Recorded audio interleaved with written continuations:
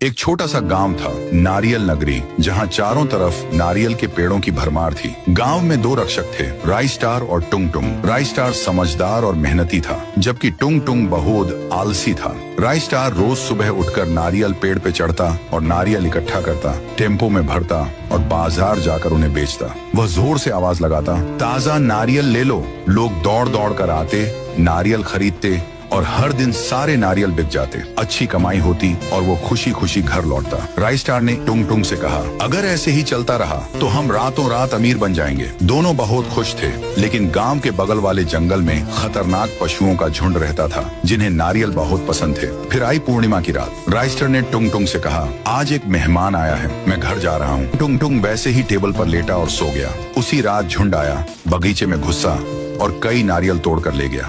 सुबह राई स्टार आया और नारियल गायब देखकर हैरान रह गया। उसने पानी डालकर टुंग टुंग को जगाया और पूछा, ये सब नारियल कहाँ गए? टुंग टुंग बोला, मुझे नहीं पता, मैं तो सो रहा था। अब राई स्टार ने चाल चली। रात को टुंग टुंग टेबल पर लेट गया और राई स्टार टेम्पो के पीछे छिपकर बैठ गया। झुंड फिर आया, नारियल तोड़ा और भाग गया। अब राई स्टार को सारी बात समझ आ गई। अगली रात उन्होंने योजना बनाई। दोनों टेम्पो के पीछे छिपे। जैसे ही झुंड आया और बगीचे में घुसा, राई स्टार और टुंग टुंग ने मिलकर उन्हें एक जाल में फंसा लिया। अगली सुबह रेस्क्यू टीम को बुलाकर उन पशुओं को जंगल विभाग के हवाले कर दिया गया। अब नारियल नगरी एक बार फिर सुरक्षित था। राई स्टार की फैमिली सुबह तक सो रही थी।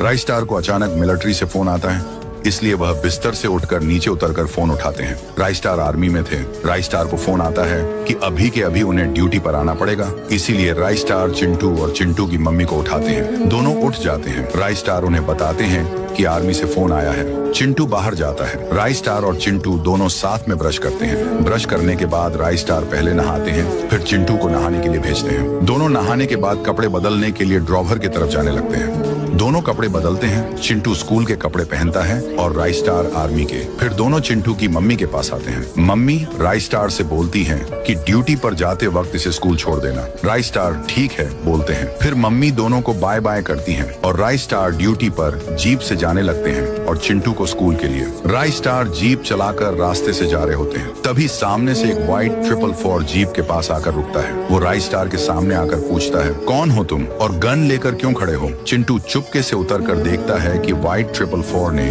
राई स्टार को गन दिखाया है। व्हाइट 444 राई स्टार से कहता है, चल मेरे साथ। व्हाइट 444 राई स्टार को बंद में बैठा देता है और वहाँ से जाने लगता है। चिंटू पूरे रास्ते जीप का पीछा करता है। पीछा करते करते वह एक सुनसान व्हाइट 444 के अड्डे पर पहुँचता है। बाजू से चुपके देख रहा होता है। व्हाइट 444 राई स्टार से बोलता है, तेरे ही आर्मी वालों ने मेरे भाई टुंग टुंग साहूर को ड्रग्स के जुर्म में जेल में डाला है। जल्दी से उसको छोड़ो, वरना ये बंदूक की 6 गोलियां तेरे सर में उतार दूंगा। फिर राई स्टार जेल में फोन लगाते हैं। जेल में उसका भाई टुंग टुंग साहूर बोलता है, मेरा भाई मुझे छुड़ाने आता ही होगा, तुमको नहीं छोड़ेगा। फिर पुलिस वाले को राई स्टार का फोन आता है। राई स्टार फोन पर बोलते हैं, जल्दी से उसे छोड़ दो, वरना उसका भाई मुझे मार डालेगा। फिर पुलिस वाला टुंग टुंग साहूर को बोलता है, चल जा यहाँ से, पर तुझे बाद में नहीं छोड़ूंगा। टुंग टुंग साहूर हंस के बोलता है, अरे तुझे बोला था कि मेरा भाई आता ही होगा, अब यहाँ से छूट के सबकी बैंड बजा दूंगा। लास्ट में जाते जाते वह पुलिस वाले को है फट्टू बोलकर चला जाता है। चिंटू अभी भी चुप के देख रहा होता है। फिर वह टुंग टुंग साहूर इस अड्डे पर आता है और अंदर चला जाता है। चिंटू थोड़ा पास जाकर देखता है कि दोनों हंस रहे हैं। फिर टुंग टुंग साहूर बोलता है, अभी यह जो है